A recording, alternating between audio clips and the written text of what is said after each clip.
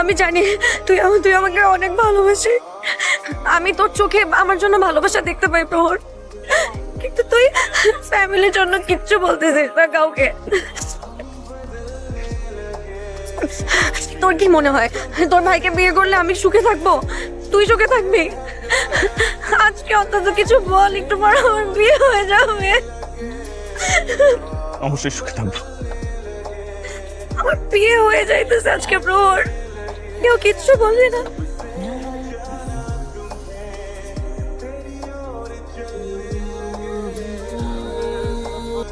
দেখো, আমি এতদিন আমার কষ্ট নিজের মধ্যে চাপাই রাখছি, কাউকে কিচ্ছু বলি নাই, কাউকে কিচ্ছু বুঝতেও দেয়নি। দেখো, আমাকে আজকে সত্য কথাটা বলতেই হবে, এবং আমি জানি এতে অনেকে অনেক কষ্ট পাবে, অনেকের সম্পর্ক নষ্ট হবে, কিন্তু আমার কিচ্ছু করার নেই।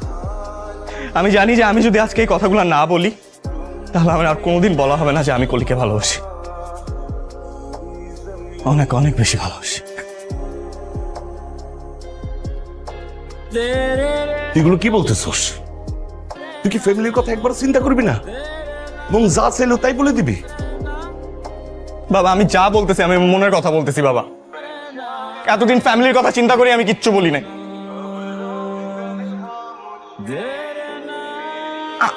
আমি স্যাক্রিফাইস করলে কি ভাইয়া সুখে থাকবে? না, থাকবে না। আমরা কেউই থাকবো না।